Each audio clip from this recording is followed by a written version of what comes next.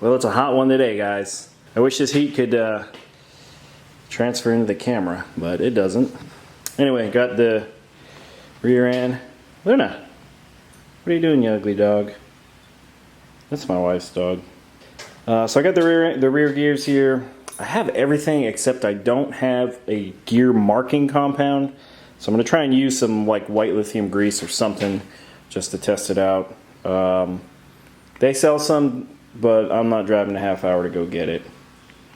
Took the pinion gear down. There's a place where you can rent a press. The lady told me that the press that they had wasn't going to be able to do this. But I was like, well, they have a policy where, you know, the worker has to do the pressing. And I was like, I just asked if I could do it. And she was like, well, you can try. And it took me less than 3 minutes to press this bearing off. So really all I needed was the shims from underneath so I can reuse them. And actually I'm probably going to go another thousandth or two thicker on the new pinion gear. I don't have a depth checking tool. You're supposed to check the pinion depth, but I don't have one. Every time I've done a set of gears, I've always just added the shims from the previous pinion gear, and I've never really had a problem. What I did notice with this one, based off the wear pattern and then some recommendations I've seen online, is the pinion depth looks like it's a little bit too deep. It looks like it needs to come a little bit closer. So like I said, I'm only going to go about 0.02 further or closer to the ring gear. And then, yeah, when I set the backlash, I'll go relatively tight, but still within spec. And then we'll check our pattern, wear pattern as best as we can, and then slap the rest of it back together. All right, so here's the 331s. This is the pinion gear, and it is, as you can see, much larger than the 410. I think it has a couple more teeth too, but yeah, big change. There's going to be a big change. Load being put on the engine, we should be able to build boost faster and hold it longer. Let's go ahead and throw this together really quick, and then we'll pick it up here in a little bit. All right, so we got the new gear pressed on. I'm not going to tell you how I did it, because I don't want you to judge me.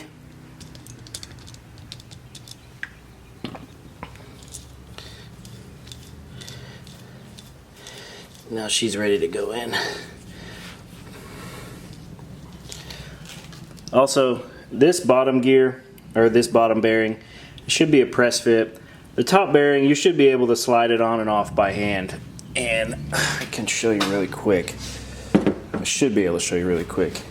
So like I said, this one should slide on by hand. If it doesn't slide on by hand, what you'll need to do is just get some very fine grit sandpaper and just sand this down.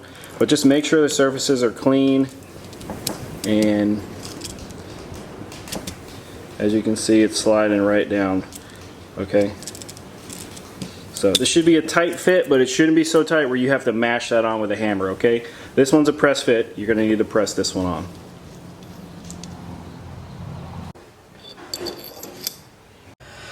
Alright, so I got the carrier back in. Had to play with the shims a lot because these gears are obviously a lot different.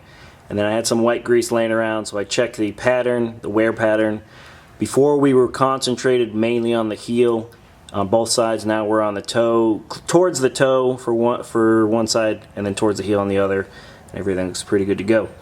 So I'm going to throw the axles in. After I throw the axles in, I'll finish cleaning up the gasket area, put some sealant on it. Well, obviously throw the rest of, you know, the pin and all that stuff back in, and then yeah, we'll keep moving on, and then we'll give it a test and see what she's got. Well, we just had a heck of a storm rip through. That's our pool down there, the kids' pool. Luckily the neighbor's mailbox looks like it saved it, so we'll be able to retrieve that. Anyway, the car's done, everything's back on. I'm about to start it up really quick and throw it in gear, let the tire spin around, make sure everything's good. When I put the brakes on, I think, I don't know, they're a little tight. So hopefully the wheels are tight. I can't really spin them, it takes a lot of force. Everything worked fine until I bolted the brakes on, so I'm pretty sure that, you know, they're just a little tight. So I'm gonna fire the car up really quick, throw it in drive, and then let the wheels kind of turn a little bit. I was going to take the car out, but obviously that's not going to happen.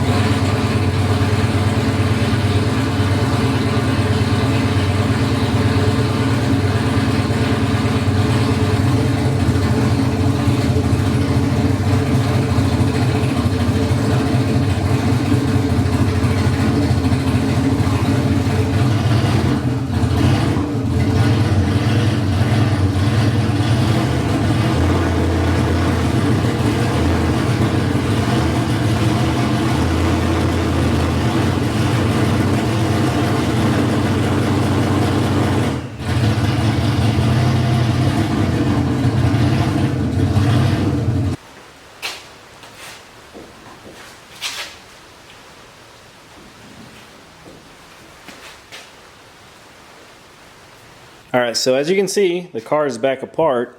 For some reason, the brake calipers, they are hanging up hard on these rotors. They would not, I've kind of always had an issue with the rear brakes in this car.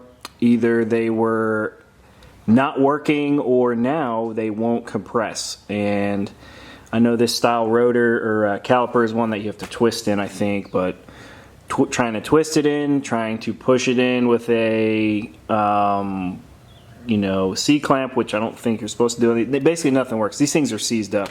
So then I figured no big deal, I'll just get a new set. Well, apparently an SN95 rear brake caliper is a rarity for parts stores to carry.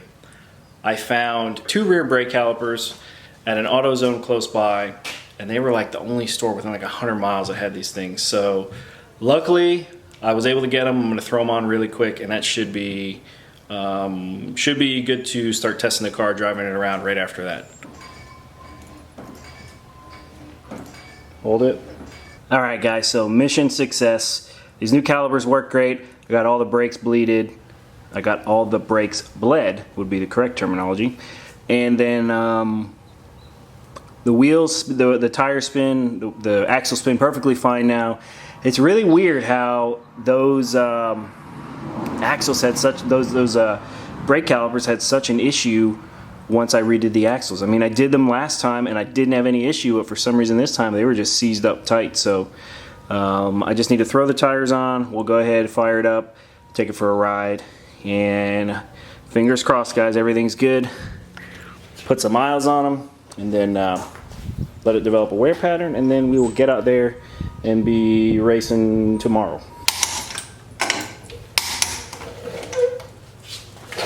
Wow. I got something else for the car that I'm pretty excited for.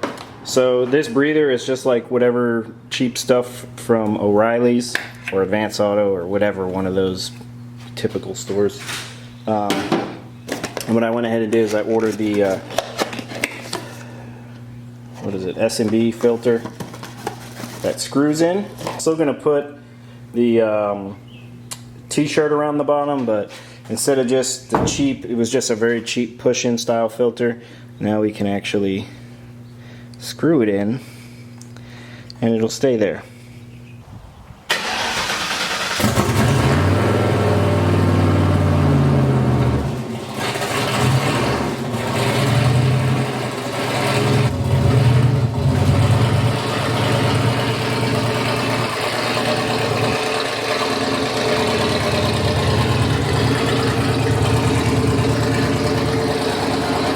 I swear, guys, this car is fighting me like no other.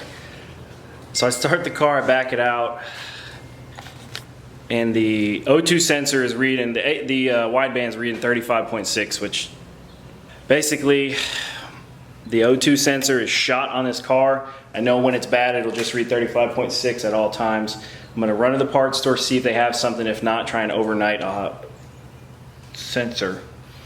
Man, I wanted to test the car tomorrow, but just my luck.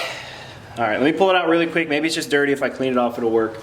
And then, you know, I use that Octanium stuff, and I know that stuff. Granted, it says it's sensor safe. I know it does a number on it.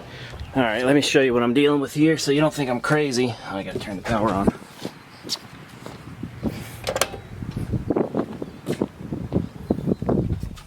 So,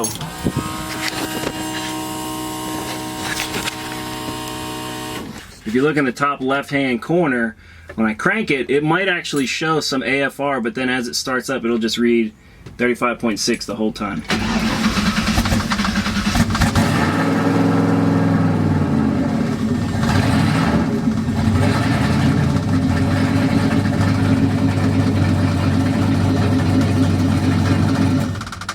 So there is nowhere locally that has a wideband that's compatible for that. I ordered one off Summit Racing to have it next day, so it'll be here tomorrow. This is Wednesday. It'll be here Thursday. As long as it shows up early enough, I will be able to take the car racing. Either way, though, I'm going to take the car racing anyway, because all I'm going to do, I'm confident in the tune in this car. I'm going to just turn closed loop off, and we're not going to have any compensations or anything. What I'll probably do, just to be on the safe side, is throw like, you know, 0.2. I'll richen it up by maybe 0.2 just in case, but you know, fingers crossed our sensor comes in time and we'll at least have that added security of the fuel correction. But I mean, I'm pretty confident we'll be all right, and it'll yeah, this thing will go down the track. If anything, what I'll do is just keep it on 8 pounds if it doesn't show up in time. This way we're a little on the safer side.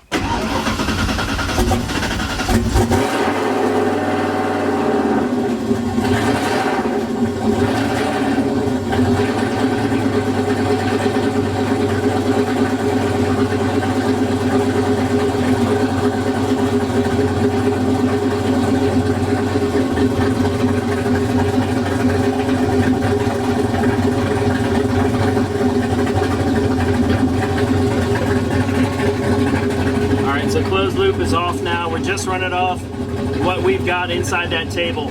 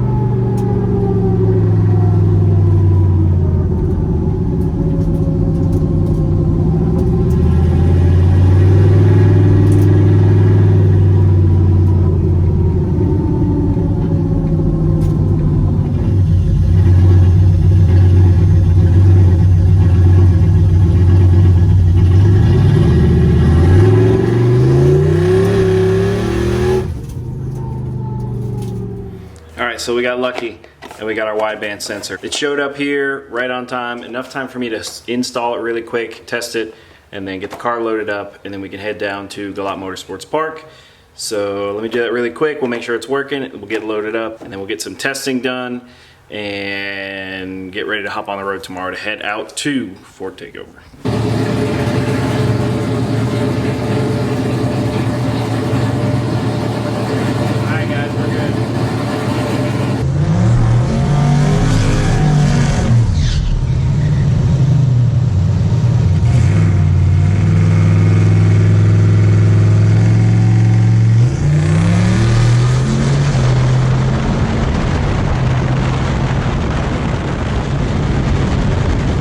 I'm gonna do you guys a solid, and I'm gonna throw in one of the Dragy passes. I'm gonna let you see the times.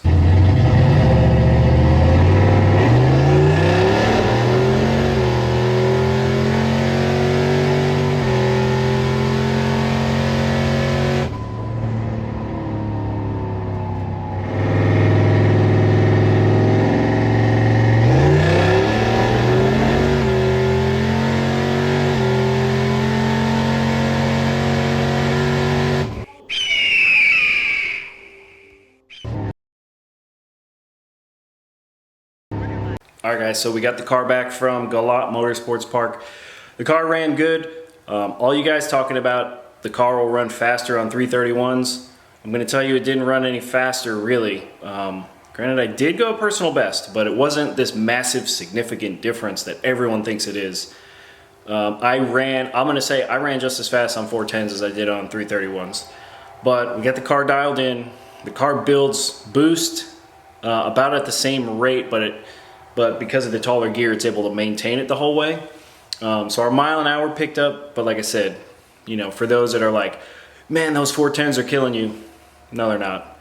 And my 60 foot was actually a little bit slower, tad slower, but no significant difference. Granted, it's two separate tracks. Actually, the DA was fantastic today too. So, you know, I'm gonna say if you're running a turbo with a 410, just go ahead and keep sending it, because especially if you're doing eighth mile. If you're doing quarter mile, we could easily make quarter mile now. So if anything, this 331 is gonna be nice, because then we'll be able to go down to like Rockingham and do some quarter mile passes.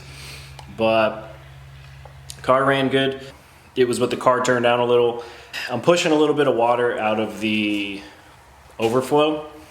I think we might have lifted the head when we were on the dyno actually, because we've had a little bit of water passing by every now and again. I had to fill up the radiator because it was low too.